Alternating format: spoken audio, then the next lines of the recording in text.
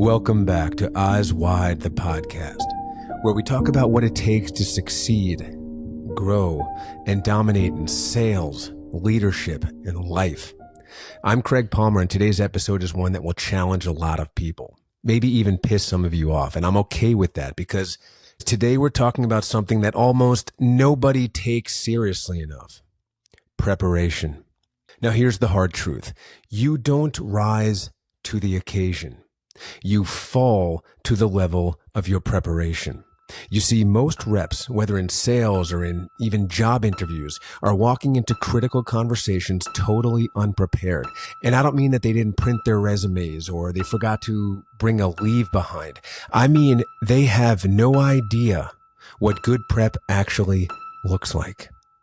Worse, some of them are actually hitting quota or exceeding quota, and they think that that makes them exempt. But they're not. They're just leaving massive revenue, influence, and momentum on the table. So with that, let's jump right in.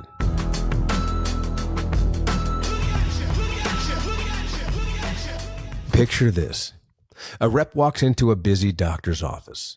They barely glance at the schedule ahead of time. They don't know where this practice refers to, what the practice referral patterns are. They haven't prepped competitive positioning, and they're leading with a brochure. They pitch, the doctor nods, maybe says, okay, I'll think about it, but nothing changes. The rep leaves and calls that a good meeting, a good sales call. But that wasn't a meeting. That was a waste of time. Because preparation is what earns you the right to influence. I'm going to go ahead and repeat that again. It's the preparation that earns you the right to influence. And if you walk in unprepared, you're not influencing. You're just hoping. Unprepared reps don't get a no. They get indifference. And that is so much worse. Now let's shift gears. Same issue, different setting. Let's talk about people that are not preparing for interviews. Now, I coach job seekers every week through Eyes Wide interviewing. Some of them are talented, charismatic, even very experienced, but they keep losing. And I'll tell you why. It's because they prepare like amateurs. They prepare like absolute rookies to this game. They memorize answers instead of creating a story. And I have repeated over and over and over again how important it is to leave someone with a story to remember. Otherwise, they're just factoids and bullet points that will be forgotten the minute you walk out of that door. So one, they memorize answers instead of creating a story. 2, they forget to research the hiring manager. And 3, they can't articulate why this company, why this role, and why right now. Instead of creating confidence, they create doubt. Even if they have the chops, they come across unsure, forgettable. Preparation isn't about sounding perfect. It's about showing that you care enough to do the damn work ahead of time. That's what preparation does for you. You want to talk athletes? Let's talk athletes. Steph Curry, I talk about all the time. Steph Curry takes 1,000 practice shots before the official practice even starts. Kobe Bryant, the late great Kobe Bryant, used to show up at 4 a.m. in the morning, train, go home, eat, and come back before his teammates even arrive for that first practice. Peyton Manning. Peyton Manning watched more game film than most defensive coordinators. He watched more game film than most head coaches. That is why he was always so prepared. Tom Brady. Mr. Ice in his veins, Tom Brady memorized the game plan so deeply that he could anticipate defensive shifts before the ball was even snapped. That level of obsession isn't talent. It's preparation. You want to talk actors? Everyone loves the movies. Let's talk actors. Do you think Denzel Washington shows up and wings it? No, no, no, no, no, no, no, no, no. He knows his lines. He knows his character. That he knows his character's motivation. He prepares so deeply that he begins to think like that character. There is no separation between what would Denzel do and what would this character do. They are one and the same because they are prepared. That's what professionals do. When you hear the term, that girl is a pro or that guy is a pro, it's because they know how to prepare. So then I ask you, why are you, whether it be a sales rep, a business owner, a candidate, why are you walking into a mission critical moment of your life with just a few bullet points and vibes and not putting in the work to get you prepared? Now, for those of you that know, I also like to do public speaking. I've delivered a few keynotes, and let me tell you how I prepare for a keynote. If I'm delivering a 20-minute talk, I spend 30 to 40 hours getting ready for it. I write it, I rewrite it, I time it, I record it, I listen back, I adjust the tone, I adjust the pacing, I adjust the transitions, I test it and test it and test it. Why?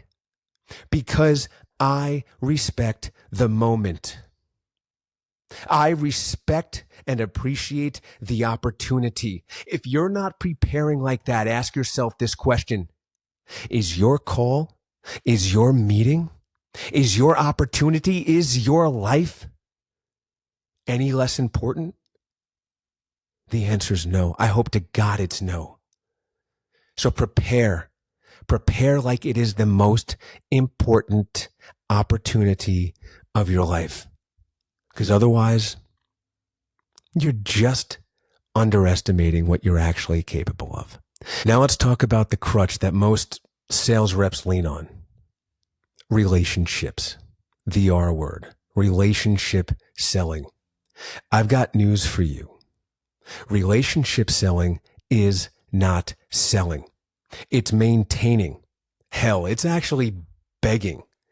It's staying in someone's orbit long enough to hope that they throw you a bone. That's not winning. That's not thriving. That's not selling. That's not building. That is what makes reps soft. Having great relationships isn't the issue. It's how you leverage those relationships that matters. You build a market by thinking strategically, by preparing intelligently, and by moving with intent. Not by golfing with someone and praying they send you a case. Your network isn't your safety net. It's your starting point. Do something with it. And I know what you're thinking. Those of you that have been in sales a long time, especially those of you that have been in medical device sales for a very long time, you're thinking to yourself, this guy doesn't know what he's talking about. Of course, relationships. Relationships are king. That is why I'm so awesome, because of the relationships I have. Let me tell you something. I've been there. I've had great relationships. But those relationships aren't going to define your ability to sell. Those relationships are not going to define your ability to do something extraordinary. Doing something extraordinary is going to require you preparing extraordinarily. Now, let me share with you an actual story that happened while I was working with a rep in the field. There is no bullshit here, by the way. This happened. Now, for those of you that may not know, I was involved with launching an implantable cardiovascular device in the heart failure space. This wasn't going in and asking a surgeon to use our widget instead of somebody else's. This was true ground level, grassroots market creation and then market development. This took a special type, people that were truly on their game and never assumed that they had it all dialed in and figured out. The minute you lost your curiosity for improvement, you were dead and gone. I went to work with a rep known for his extensive relationships. He was hired based on his ability to get meetings going for our benefit before he even fully joined our organization at the time. And he did pretty well out of the gates, but after a few months, his growth kind of halted and his revenue plateaued. So I wanted to go out there and see how he was doing and what was going on. He picks me up from the train station and he's got this huge smile on his face. He's just so excited. He was ready to show me how great of a job he was doing and how amazing his area was. Now, as we drove to our first meeting, he talked about all of the amazing things that were in process and soon to come. But I was really more interested in what was happening here and now and what we can do in these next few weeks, months to truly move the needle. So we parked and started to walk right into the physician's practice. Now, before we opened the clinic door, I asked him who we were seeing. And he let me know the doctor's name. And the way he said it, he really said it as if I should know who this was. And then I should be very impressed with the fact that we were going to see him. So then I asked the rep if the doctor knew that we were coming. And the rep responded, "Oh, no. I just walked right in." And I said, "Oh, that's great. So what are we going to talk about today?" And the rep responded with the name of our device. So, okay, that's kind of general, isn't it? And I could see that smile starting to disappear from his face. And I could tell he was starting to feel a little bit less impressed with himself than he was earlier. So I wanted to let him off the hook with the question. So I changed it to, what does great look like for this meeting? Like, what is going to make you and I high five one another when we walk out of here? And there's silence. And then I said, "Well, what did you talk about last time?" He responded with, "Well, finding patients to get implanted with product X." And, mentioned our product name again. And so I fully let him off the hook at this point, and we just walked right in. I was introduced to the doctor, and he thanked me for stopping by. And then he said how highly he thinks of the rep and our product. And that was the extent of our sales call. As we got back in the car, I could tell the rep was starting to withdraw quite a bit. So I wanted to lighten the air. I mentioned what a great guy that doctor was. It was really amazing to meet him. That was a highlight. And I said, and it was impressive how highly he thought of you to the rep, because I wanted to start the rep to get some of that moxie back in his step. So I asked him where we were going next. And I was told another name that evidently I should be very, very impressed with. Now, while launching this new therapy, I had put together and designed this sales enablement system, if you will, that I titled the Simple System. And it was this idea of being focused on metrics and different quarterly rocks that would help you to achieve your long-term goals, but not by focusing on the long-term goals, by truly understanding the different pieces of funnel development and moving patients through the journey of being identified for this therapy and then ultimately getting the therapy. And so I wanted to find out about how this particular doctor was doing with the metrics that we were focused on. And he responded with the fact that he'd have to check Salesforce. And I was completely fine with that, because I'd like to see that as well. So when we got to the location, he pulled out his laptop and logged into Salesforce and started to try and look for the information that I had requested. Now, as he was looking for this information, it was obvious that he doesn't spend a lot of time in the system, because he didn't automatically know where to go to get this information. But I helped him out. We eventually got there and got the information that we needed. So headed off into the doctor's office. And once inside, we waited and waited for the doctor to spend some time with us. So eventually the doctor found some time and met with us in his office. We exchanged pleasantries, and then I waited to see how the rep would transition to a business discussion. Well, it never happened. Within a few minutes, the doc let us know that he had to take a virtual consult and thanked us for coming in. It was ultimately an epic fail, and the rep started to spiral quickly. Now, I didn't say a word other than just suggested that maybe we should grab some lunch. The rep agreed, and we drove to a popular lunch spot in the area. When the hostess sat us, the rep excused himself to go use the bathroom. Now, I checked some emails, sipped on my iced tea, kind of went through my phone a little bit. And next thing I know, I'm getting a phone call from the rep that just excused himself. He informed me that he wasn't feeling well and needed to leave the restaurant.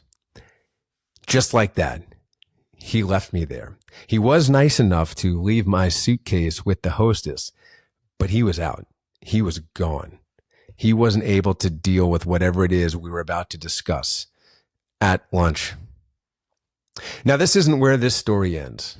There is more to it, and I will finish it. I will tell it. I will finish it at another time because it actually turns out really well. But the point of emphasis has already been made. And it's that until you are made aware of what you are leaving on the table, you have no idea. Ignorance is blissful, no doubt. But it seeps in and breeds mediocrity because nobody is there to ensure new standards are being established and enforced. And this is why it's so important to keep everybody on their game. Not just the people that are falling off, not just the people that are doing well. Everybody should be held to the same standard of individual development. Now, here's the part that stings. Preparation doesn't always cost you failure. It costs you greatness. That customer who was close to buying or referring your way, that manager that almost gave you a shot, that investor that was 90% of the way there. You didn't lose because you were bad. You lost because you were lazy when nobody was looking. The results are public. The results you see, everybody sees, those are public, those are in plain sight. But it's the preparation done and performed in private when nobody is watching. That is where the beauty and the magic are created. Thank you so much for listening. I know it's been a little while since I put one of these out. I'm so glad you're here. I'm so glad you checked out this episode. And as always, I want you to remember, this life is what you make of it. The future you is waiting patiently to meet the current you. Continue to work to find your tomorrow in today and keep the promises you make to yourself. Until we meet again, eyes wide, see everything. Goodbye.